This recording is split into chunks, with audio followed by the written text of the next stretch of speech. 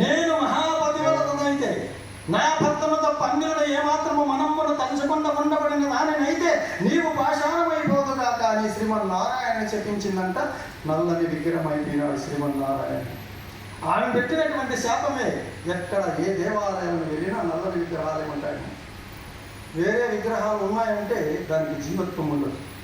ఏడుకొండల వెంకటరమణ స్వామి కూడా నల్లని వాడు ఎన్నుకున్నాడు చూడండి. మన ఇంకా నల్లని వాడు అయిపోయినాడు శ్రీమన్నారాయణ. నల్లని విగ్రహం అయిపోయినాడు. ఇంకా నారదుడు ఊరికేనే ఉంటాడా?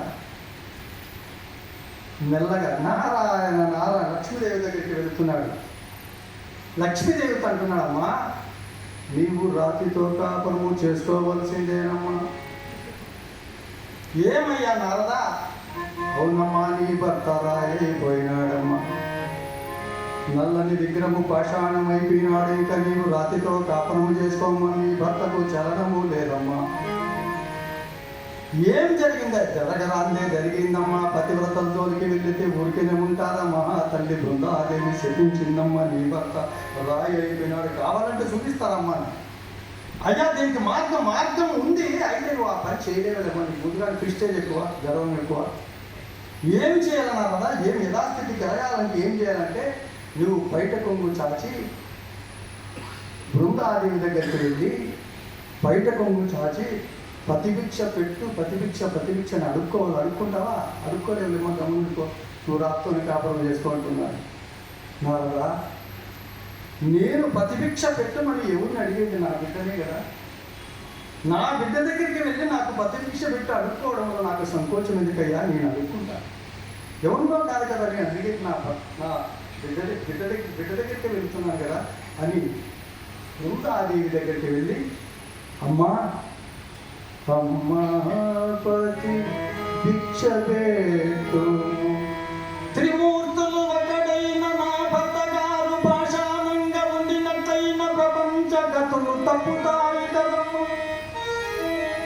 నన్ను చూసి కాకపోయిన లోకము కోసం నాకు ప్రతిభిక్ష పెట్టమ్మా అని వేడుకుంటే బృందాదేవి అంటుంది లక్ష్మీదేవితో లక్ష్మి, అమ్మా నీ వల్ల నాకు ఇంత పరిస్థితి ఏర్పడింది కాబట్టి జన్మలకు నీవు కూడా పరాభవించడమే కాక పెద్ద శాపం పెట్టిందంట. అందుకే లక్ష్మీదేవి అంశంతో ఎక్కడ జన్మించినా అంటూ పరాభమే. సీతగా జన్మించినటువంటి ఆమెకు ఒక పక్కన రావణాసుడు బలాత్కారం చేయబడాడు. ద్రౌపదిగా జన్మించినటువంటి ఆమెకు ఒక పక్కన దుర్యోధనుడు, ఒక పక్కన దుశ్శాసనుడు, ఒక పక్కన సైంధవుడు, ఈ విధంగా కీచకుడు బలాత్కారం చేయాలి. అంతెందుకు మన స్వామి కూడా ఏడుకొండల వెంకటరమణ స్వామి కూడా ప్రతి ఇవ్వడం జరిగిందంటే ఆమె పెట్టినటువంటి శాపం. ఆమె లేకుండా పోతే భారత భాగవత రామాయణ ఇతిహాసాలు లేవండి. ఆమె పెట్టిన శాప ప్రభావం చేతనే ఇన్ని చరిత్రలు వెలువడ్డాయి అని ఆమెకు చెప్పి, అమ్మా నా భర్తతో పాటు నేను అగ్నిగుండ ప్రవేశం చేస్తాను, తర్వాత నీ భర్త యథారూపం పొందగలనని చెప్పినటువంటిది గంధపు చెక్కను చెప్పించి అగ్నిగుండంలో ఆ చితి పేర్చినటువంటిది, నిప్పు ముట్టించినటువంటిది ఆ అగ్నిగుండం చుట్టూ తన భర్త గారి యొక్క శిరస్సును చేతులతో ధరించినటువంటి మహాతల్లి అయినటువంటి బృందాదేవి బ్రతికినన్ని రోజులు ఒక్క రోజైన నీతో కాపురము చేయలేదు నాదా, వచ్చే జన్మలో మీరు నాకు భర్తగా లభించాలి నాదా. ఒకవేళ ఈ జన్మలో ఏదైనా లోపము జరిగి ఉంటే నన్ను క్షమించు నాదా.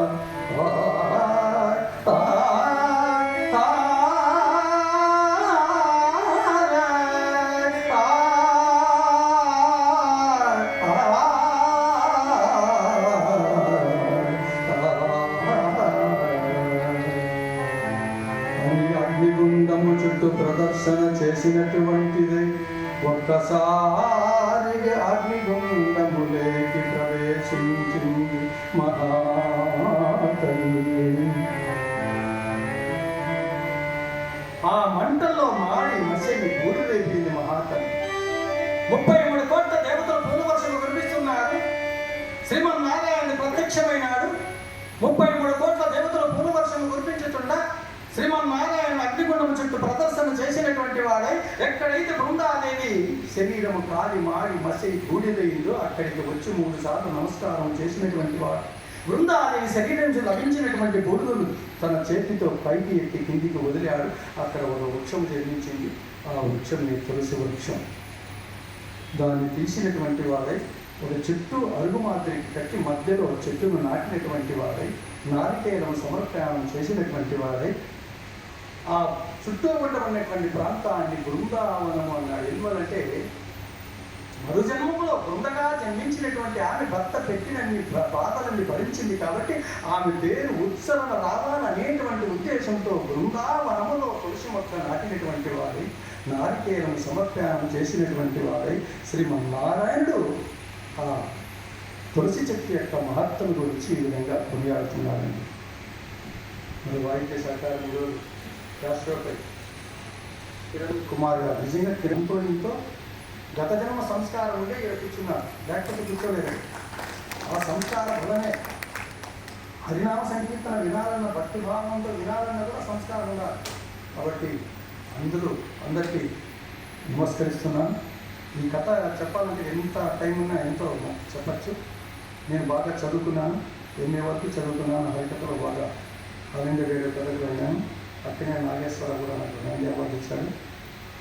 ఆయన సన్నిధానంలో కూడా హరికథలు ఎన్నో చెప్పాను. అక్కడే నాగేశ్వరరావు, దేవి మహాదేవును, ఇక్కడ రమణాచార్య యువ సార్ ఉన్నప్పుడు ఒక స్వర్ణయుగం అనే హరికథ మహానుభావం హెచ్ఎస్ బ్రహ్మానందము రమణాచార్య గారు ఉన్నప్పుడు మమ్మల్ని ప్రతి నెల కంటిన్యూగా పిలిచేవాడు. ఎక్కడెక్కడ పెద్ద స్టేజ్లు ఉన్నాయి అక్కడ పిలిచి మా చేత హరికథ చెప్పించేవాడు.